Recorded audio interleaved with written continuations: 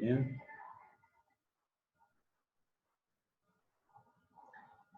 Bueno, entonces vamos a hablar de pancreatitis aguda, un tema bastante interesante, muy frecuente en internaciones de salas de medicina interna y de cirugía, ¿ya? Es una causa común de internación. Y la pancreatitis aguda no es más que la inflamación, obviamente, de la glándula pancreática. Es conocida también como la gran simuladora, ya que se ha visto de que puede cambiar rápidamente su evolución o enmascarar o hacerte confundir con otras patologías gastrointestinales cuando no se manifiesta con la triada características que necesitas para hacer el diagnóstico. Por lo tanto, tienes que tener una suma de criterios muy importantes para que puedas recién pensar en esta patología. La mayoría de las veces no viene como del libro, ¿ya? Y es por eso que cada vez salen nuevos artículos con el afán de poder tratar de catalogar a aquellos pacientes que son potencialmente complicables versus aquellos que no lo son, ya que algunos pacientes suelen ingresar con una clínica demasiado solapada o suave, ¿ya? Sin embargo, después de 48 a 72 horas se complica. Y hay algunos que suelen venir con mucha sintomatología y al cabo de 2 o 3 días se encuentran muy bien, con una evolución clínica bastante favorable.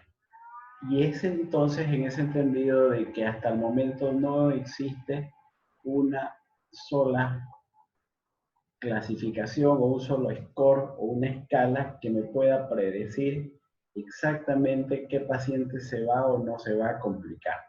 Y es por eso que la suma de algunos scores y criterios son los que me va a hacer a mí tomar una conducta a seguir y el eso coronavirus, va a hacer ir por el buen camino respecto a mi tratamiento.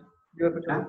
Entonces, es por eso la importancia de conocer esta patología y ver cómo es que se viene manifestando y qué otros datos nos aporta. Sí, pancreatitis aguda es una inflamación de la glándula pancreática y esto que es importante que puede venir sin difusión temporal o permanente de la misma. Ya vamos a hablarlo un poquito más adelante. Puede acompañarse de falla orgánica sistémica. Y esto ha ido cambiando. Desde el año 2005 es que cada año o cada 2 años vienen cambiando los conceptos o vienen apareciendo conceptos nuevos o scores nuevos, todo con el afán de hacerlo, tratar de hacerlo más sencillo, más práctico, ¿no es cierto? Y poder ser utilizable en las salas de emergencia en el momento de ingreso. Y dos cosas importantes ustedes tienen que conocer, porque cuando leen pancreatitis muchas veces suele ser un mundo o pueden confundirse. La pancreatitis aguda suele dar manifestaciones sistémicas y manifestaciones locales. ¿Ya? Entonces, grábense esos dos grandes grupos. Cuando hablamos de manifestaciones o complicaciones sistémicas, estamos refiriendo a 3 órganos importantes. Primero, cardiovascular, el segundo, respiratorio y el tercero, renal. ¿Listo? A esos tres lugares se refiere cuando hay una falla orgánica sistémica. Y disfunción local o temporal, ya se habla cuando hay compromiso local alrededor del páncreas. ¿Y qué cosas pueden haber alrededor del páncreas? Principalmente lo que más nos interesa saber es la presencia o no de necrosis pancreática. Entonces, la suma de fallas sistémicas con las necrosis pancreáticas es lo que nos va a dirigir a nosotros en cuál va a ser el pronóstico, ¿ya? Y el tratamiento de ese paciente. Potencialmente mortal cuando pasa a etapas complicadas. Las etapas complicadas habitualmente suelen ocurrir después de la segunda semana.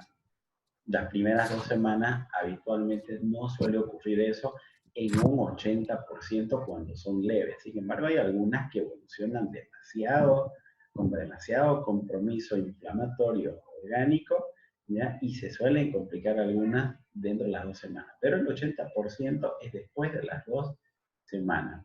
¿Ok? Antiguamente se conocía esta clasificación.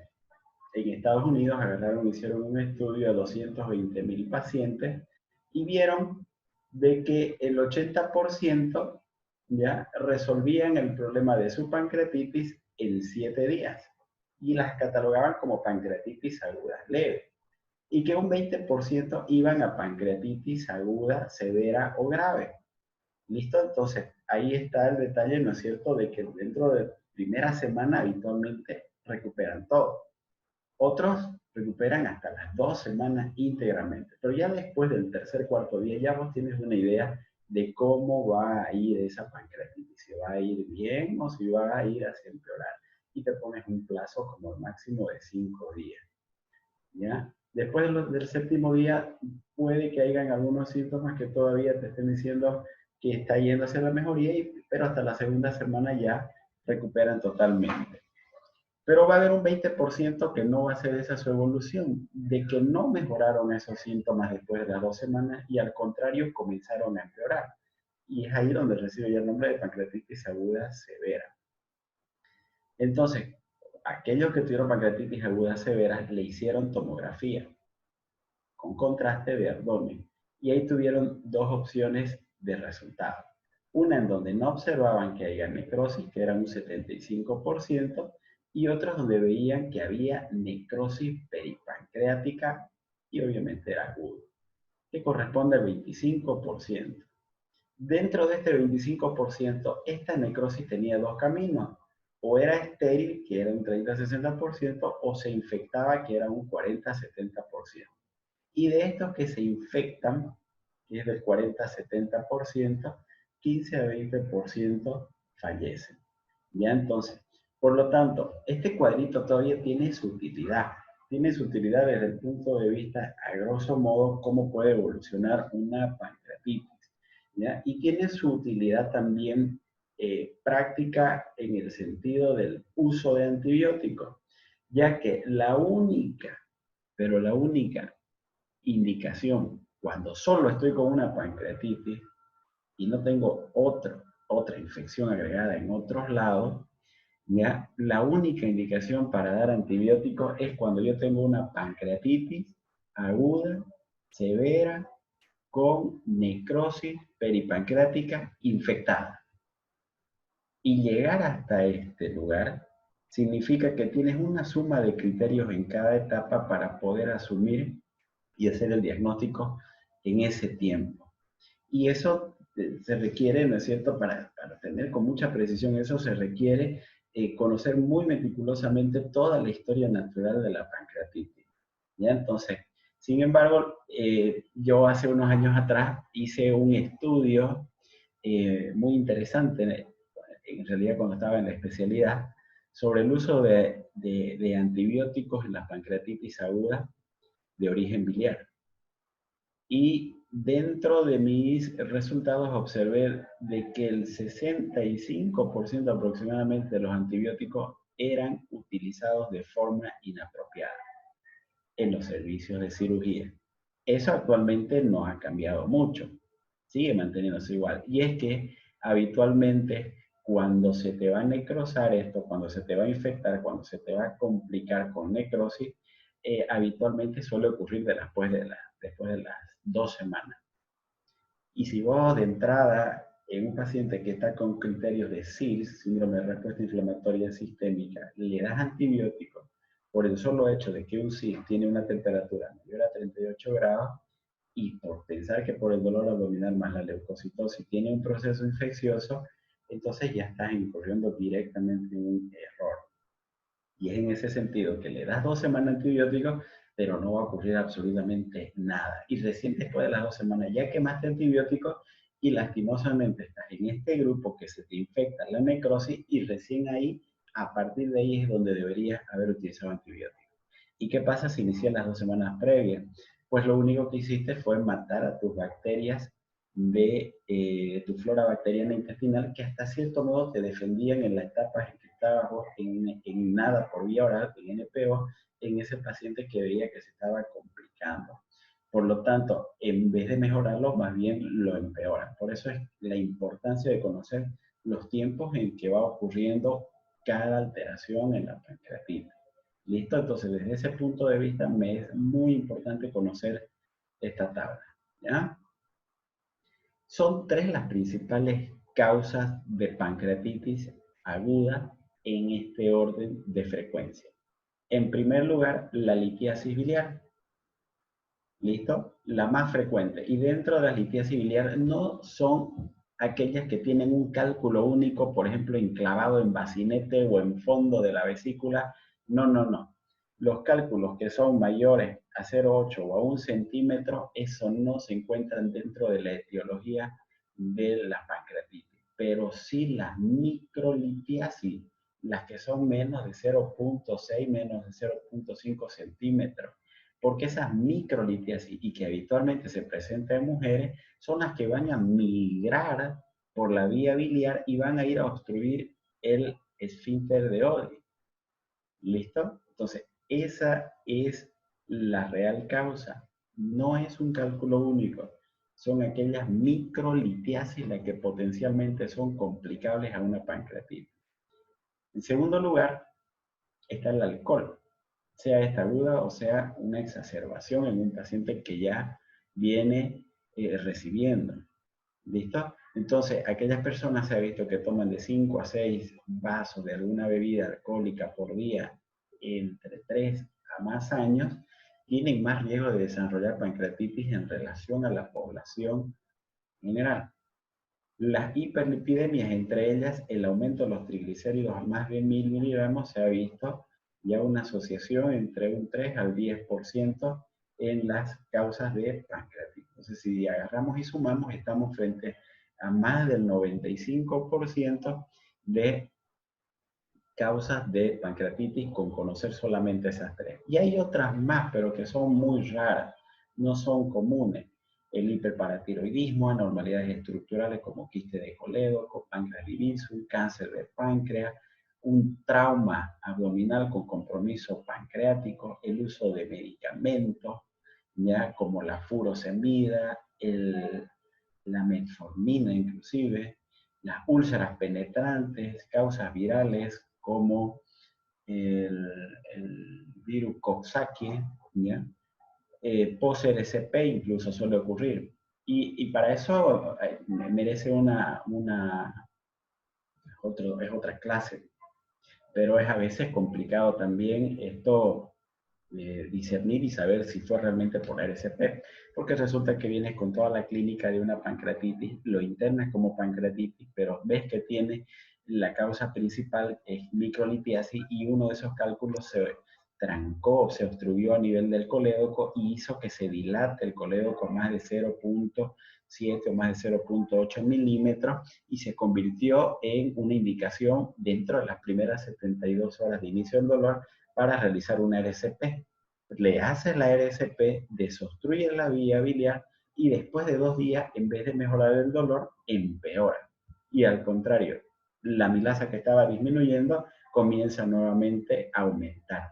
Entonces, si tienes una reagudización o empeoramiento o exacerbación de los síntomas después de realizar una RCP en un paciente que veías que iba totalmente tranquilo, ¿listo? Entonces, pues tu única asociación es de que estás frente a una pancreatitis post-RCP, ¿ya? Dentro de la patogenia se habla de que es un proceso de autodigestión enzimática temprano causado por la activación de sus enzimas dentro del órgano, obviamente. Si se está obstruyendo, ¿cierto?, la salida de todas esas secreciones pancreáticas por la obstrucción a ese nivel del esfínter de Oddi por un microcálculo, entonces toda esa secreción pancreática, ¿no es cierto?, va a salir a un tercer espacio y todo ese contenido que tiene que seguir un solo trayecto, cuando está fuera de esto, todo ese contenido alcalino se vuelve, ¿no es cierto?, corrosivo para el órgano y comienza a autodigerirlo. ¿Listo? Entonces, eso también es importante conocerlo. Y cuando comienza a ocurrir este proceso inflamatorio, se activa toda una serie de acciones enzimáticas con afectación de un lugar específico. Se afecta todo un sistema inflamatorio con liberación de interleucinas de la inflamación. Y dentro de esas interleucinas de la inflamación está la interleucina 1, la interleucina 6, la 8, la 10, el factor de necrosis tumoral alfa, interferones, dentro de las cuales la más importante y que se está planteando introducir inclusive dentro de los marcadores de inflamación aguda en el momento del diagnóstico de un paciente con pancreatitis, para demostrar solamente la inflamación, está la interleucina 6. Entonces, a tomarla también mucho en cuenta, ¿ya? Entonces, toda esta activación de factores de necrosis tumoral, activación de polimorfos nucleares, lo único que me va a ocasionar es un edema con daño vascular y ruptura de los conductos pancreáticos. Y todo esto me va a ocasionar un síndrome de respuesta inflamatoria sistémica. O sea, significa de que todo mi organismo, gracias a la activación de estos mediadores inflamatorios, va a repercutir ocasionando una alteración sistémica en mi organismo. ¿Y cuáles son esos componentes del CIS? Entonces, en primer lugar, va a haber fiebre o hipotermia, o una temperatura mayor a 38 grados o una hipotermia menor a 36 grados. Una frecuencia cardíaca mayor a 90 o una frecuencia respiratoria mayor a 20 o su equivalente con una presión de dióxido de carbono mayor a 32. ¿Listo? Con alteración o no de la conciencia y una presión arterial ya que sea menor a 90 milímetros, perdón, menor a 100 milímetros de mercurio. Cuando yo de estos 5 puntos que le acabo de mencionar, tengo 2, ¿listo? Entonces estoy hablando de un síndrome de respuesta inflamatoria sistémica. Eso no es una indicación de antibióticos, es parte de un proceso inflamatorio en todo mi organismo que me está dando a entender de que debo buscar algún lugar donde está ocurriendo el problema. Aumento la formación de radicales libres, aumentando el estrés oxidativo, etc. Y el compromiso pancreático se va a dar gracias a la activación de la tripsina. Entonces, cuando se activa la tripsina, activo también mi fosfolipasa y entre ellas la lipasa.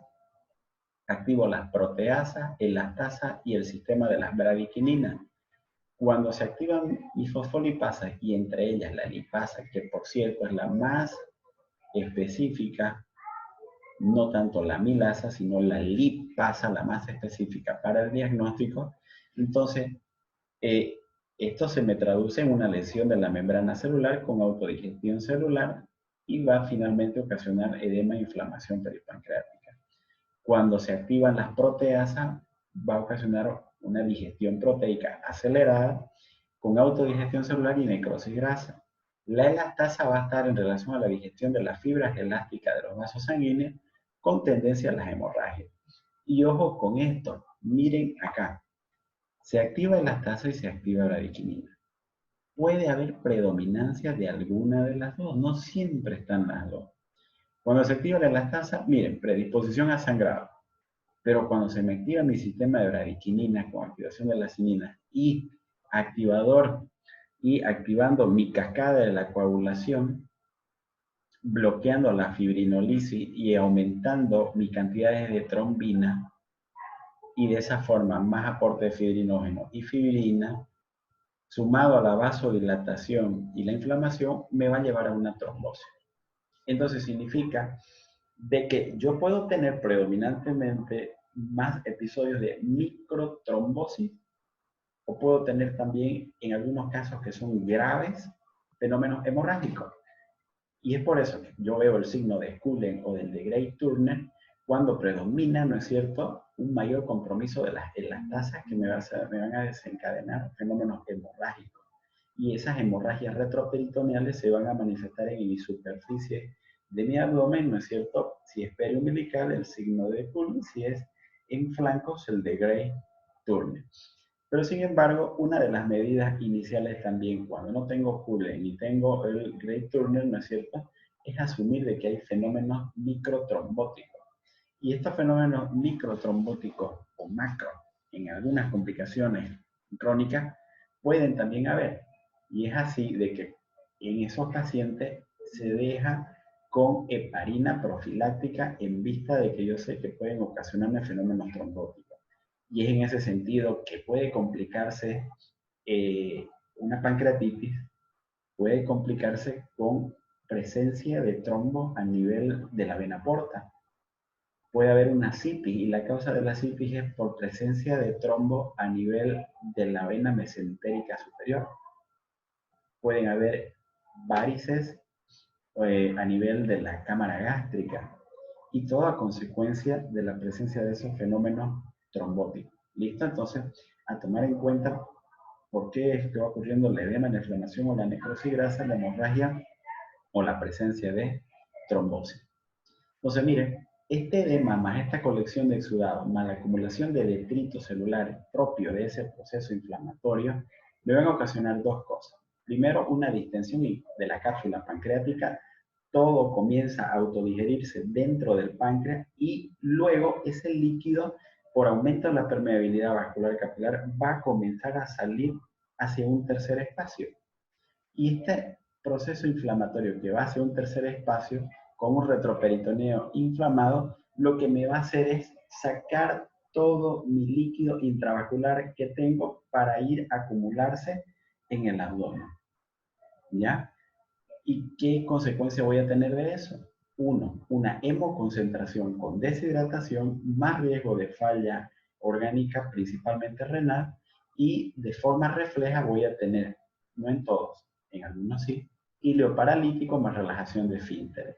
Y cuando yo tengo un íleo metabólico, ¿ya?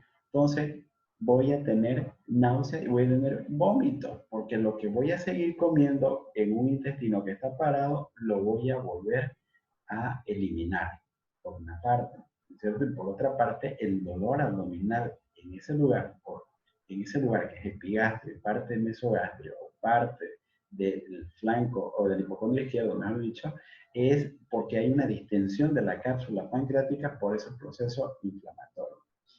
Entonces, el examen físico puede ser muy variado en los pacientes con pancreatitis.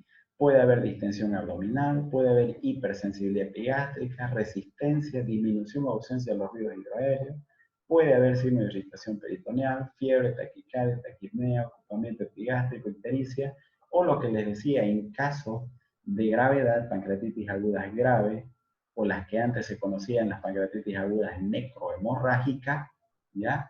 Entonces pueden aparecer con el signo de Kuhne o el signo de Gray-Turner. ¿Listo? Entonces, si se dan cuenta, el examen físico es muy variado. Pueden encontrar algunos, no siempre todos. Entonces, pero este es todo el abanico de posibilidades que ustedes tendrían que buscar para poder sospechar. ¿Cómo es que yo tengo la sospecha clínica en una pancreatitis? Pues yo tengo que saber que tengo un triángulo, ¿listo? Diagnóstico, un triángulo diagnóstico. Y ese triángulo tiene tres partes, obviamente, donde el ápice principal es el dolor abdominal. El principal síntoma por el que consulta el paciente es dolor abdominal. ¿Y cuáles son las características de este dolor abdominal de pancreatitis? 1, inicio intenso. 2, es continuo. 3, va en ascenso.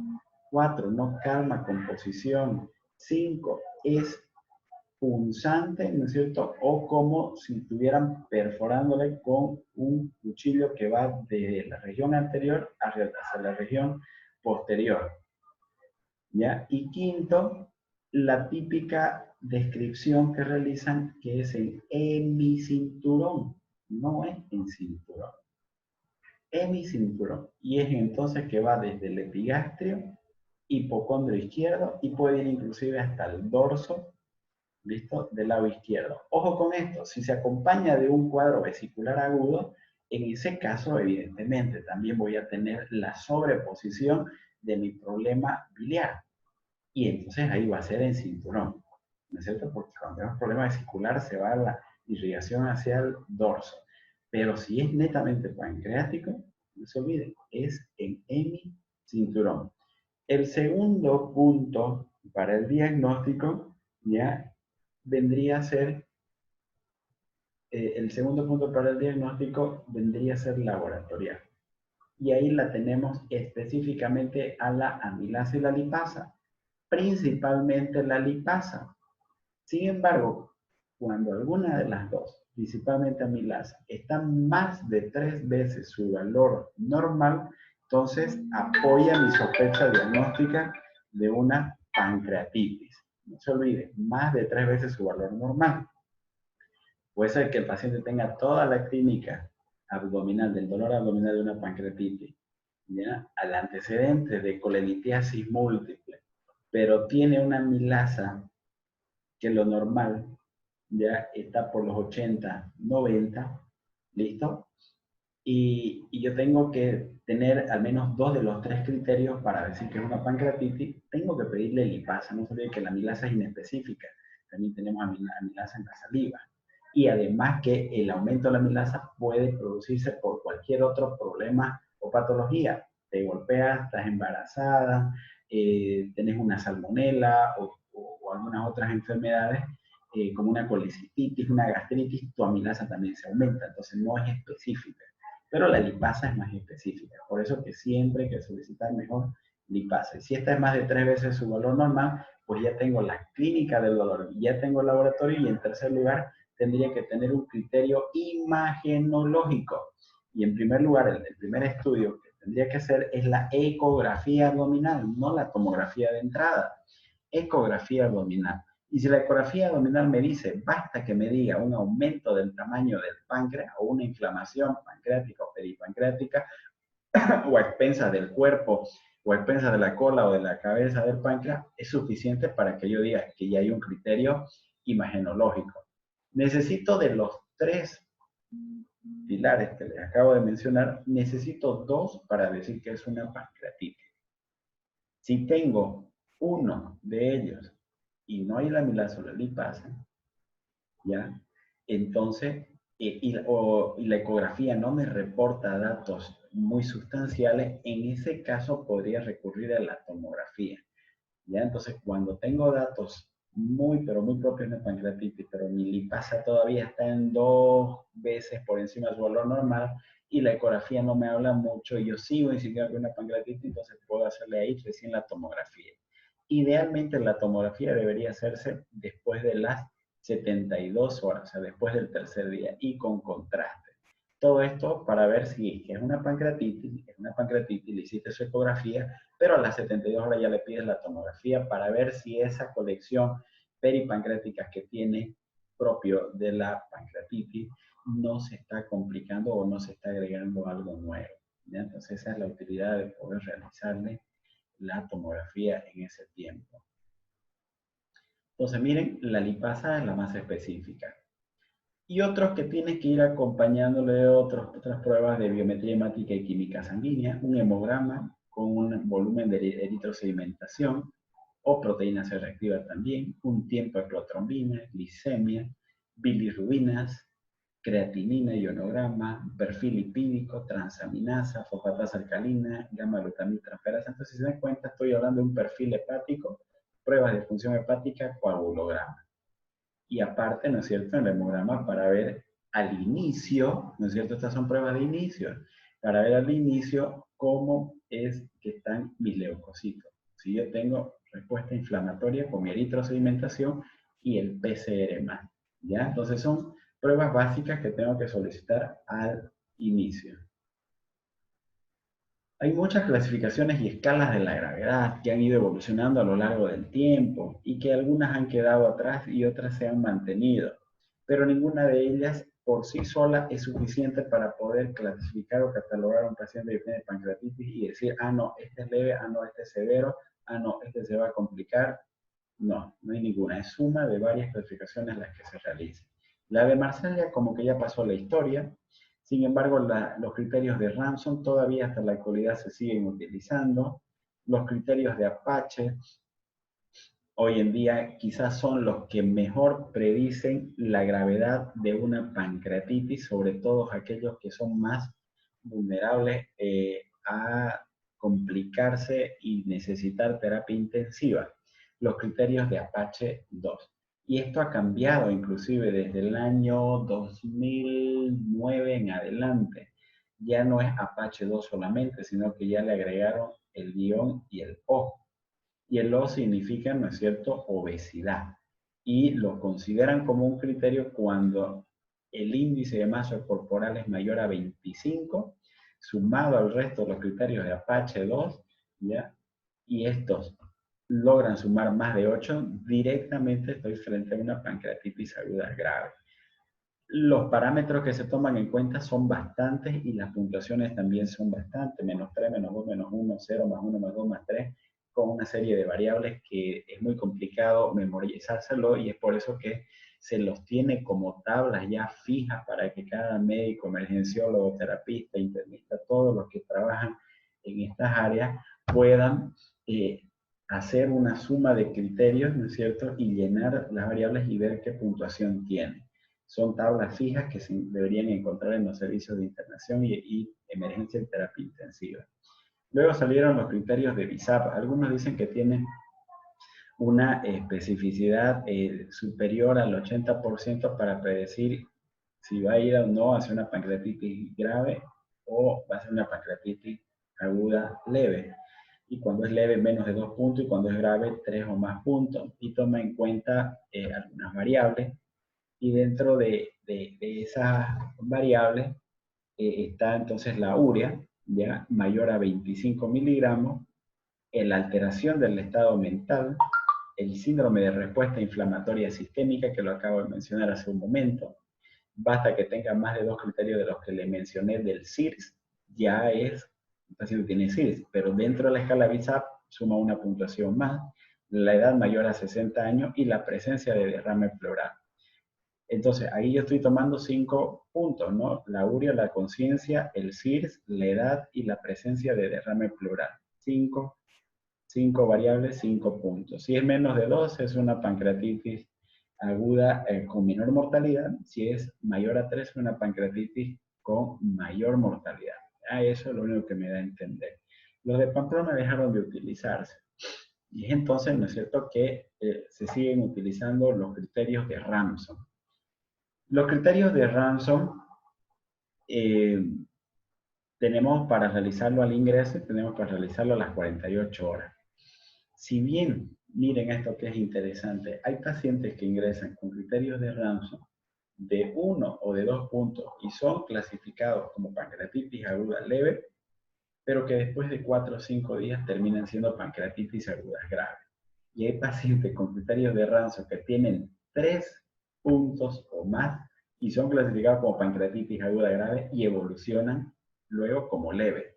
Por eso es que les digo que si bien esto lo pueden realizar, pero es una referencia de conducta al ingreso, pero no te marca en el tiempo la conducta que vayas a seguir.